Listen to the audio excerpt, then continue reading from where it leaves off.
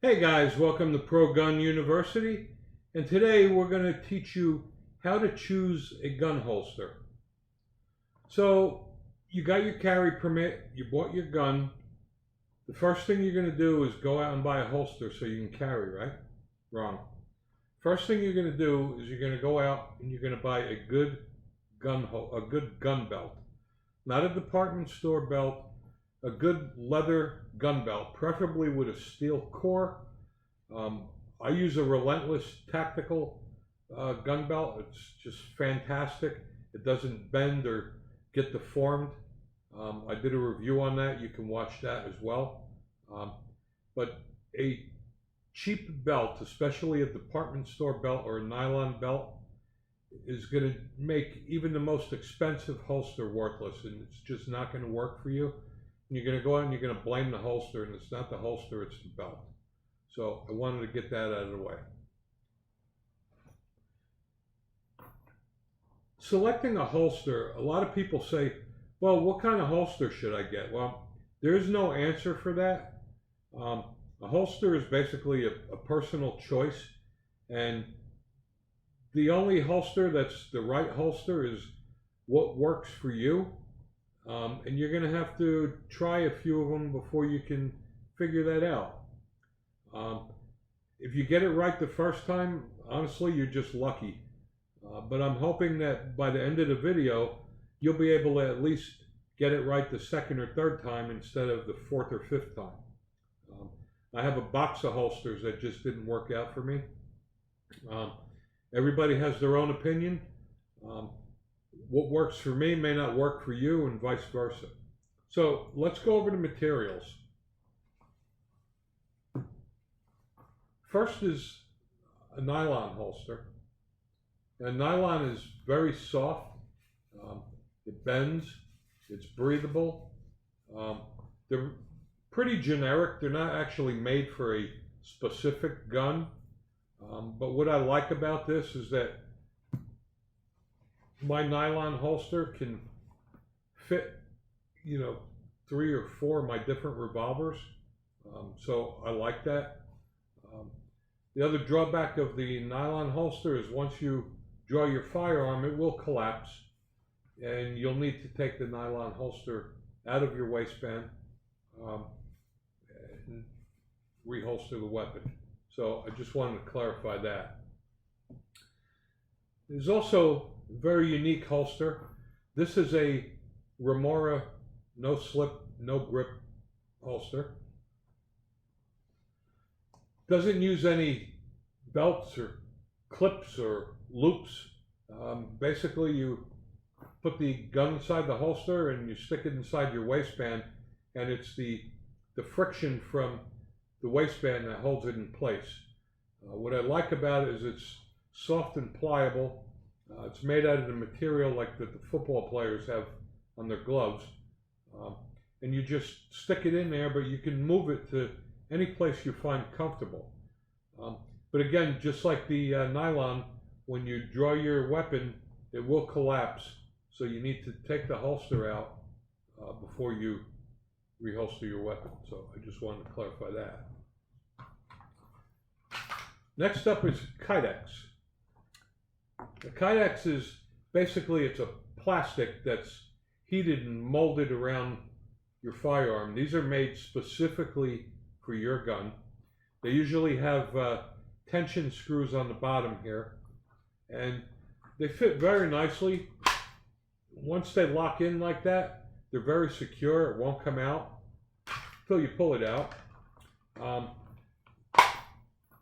You want to have enough tension where your gun won't fall out of the holster, but not where you have to struggle to get it out. I also like the fact that it's a little higher here, so if you change your sights, there's plenty of room. The drawback to Kydex, though, is that it's very hard, it's stiff. The clips may break or get brittle, and they can be uncomfortable depending on where you're carrying it because there is no give. But again, they're good holsters. They're very secure and reliable. And what I do like about them is that they're not susceptible to weather. So if it's hot or raining, it doesn't really matter. Now you have an injection molded, and this is a one-piece injection molded plastic. And this fits the firearm very well too, because it is molded to fit your specific gun. And this has retention on it. There's a button here, and unless you press the button, the holster is not coming out. So if an assailant tries to grab your firearm, unless he presses the button, they're not getting the gun out. The drawback to that can be, in an emergency situation where you panic, if you miss the button, your gun's not going to come out and you're not going to be able to get to it. Then there's a two-piece holster like this. It's got a backing and it's got a shell. And in theory, it's a great idea. If you buy a new gun or you get rid of your current gun, you don't have to buy a whole new holster. You can just buy a shell, put the shell on. It's very comfortable. It holds the gun very close to the body. My only complaint is that these 4 tension screws tend to get loose after a while on this particular holster. So you have to put some Loctite in it just to hold it in place. I just want to bring that to your attention. And then there's my favorite. There's nothing like leather. It's just classic. Nothing looks as good, fits as good, feels as good as leather. It's slightly pliable, so it's a lot more comfortable than Kydex. A good leather holster should not fit your gun like a glove the day you get it. When you get a leather holster, it should be tight. What I usually do is I put my firearm in it and I leave it in the gun safe for about a week, and then it does fit like a glove. Leather wears very well. You'll get decades worth of use out of a leather holster. And depending on whether you're dressed or not, leather just always looks good. So now we covered the different materials, okay? And like I said, what's going to affect the type of holster you buy is how you're going to carry, what you're going to carry, where you're going to carry. A large 1911 like this conceals much better inside the waistband. My everyday carry is a Glock 20 10mm. This is also very large. I carry this inside the waistband as well. And smaller guns like this Glock 30, this is a great gun to carry outside the waistband. It's not that big. But that's a personal preference, whether you carry inside or outside the waistband. You may live in a state that doesn't allow you to open carry, and then that changes everything. The most important thing is a holster that's going to conceal well. And that has to do, again, with what type of gun and where you're carrying it. If you're going to appendix carry or carry at 3 o'clock, 6 o'clock, small at the back, that'll affect how well it can conceal. I'm left-handed. I typically carry this inside the waistband at around 7 o'clock, and it fits perfectly. Now, the thing about the Kydex holsters, Kydex holsters are very hard. There's really no give to them at all. So they can get a little uncomfortable after 8 to 10 hours of carrying it, and they can get brittle. The clip can crack off them, and they can just be a little uncomfortable. So that's just something to keep in mind. Again, I personally prefer leather. In the summertime, when you're only wearing a t-shirt, people tend to carry smaller guns like this Glock 30 45 ACP. It's a great gun to carry in the summertime, very easy to conceal. In the wintertime, you have different layers of clothing. It's very easy to conceal a Kimber 1911 or the Glock 20.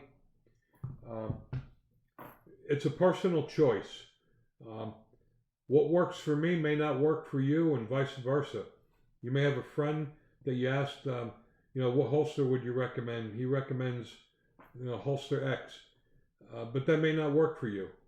Um, holsters are personal, and everybody's got their own opinion.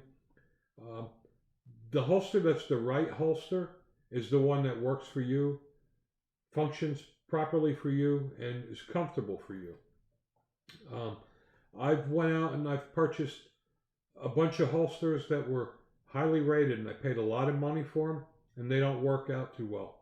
And I also bought a bunch of holsters that didn't get such good reviews, but they're comfortable and they just work for me. You need to find that on your own. I can't tell you what's going to work or what's not going to work. All I could do is give you the information and make you aware of the pros and cons of all of them to help your decision making, but you'll be the only one that can tell whether it works. And trust me, you will wind up purchasing different holsters for your different guns. Again, depending on what you're going to be wearing, the temperature, how large of a gun it is, etc. Odds are, if you pick the right holster the first time, you were probably lucky. I'm hoping that you have enough information now to get it right the second or third time instead of the fourth or fifth time. But only you can tell what's right for you. Inside the waistband has got advantages to it. It's concealable. Even large guns can be concealed inside the waistband. But then, depending on how many layers of clothing you have, it could be a challenge sometimes fighting with your clothes to get to your gun, as opposed to outside the waistband. Another thing I want to say about outside the waistband is that when you get a paddle holster like this, it just clips onto your belt. And I'm lazy, so I like the paddle holsters because I can take it off quickly and put it on quickly. But paddle holsters, they tend to wobble with large guns, and they're also very bulky. Leather holsters, in my opinion, fit much closer to the body and conceal a lot better than any of the other holsters out there. But you'll have to determine how you're going to carry your firearm inside or outside the waistband. Hopefully I've given you enough information that you can make that decision, and hopefully you can make that choice correctly the second time. But you will purchase multiple holsters, and that's okay. That's the only way you're going to know. Thank you for watching. Till next time.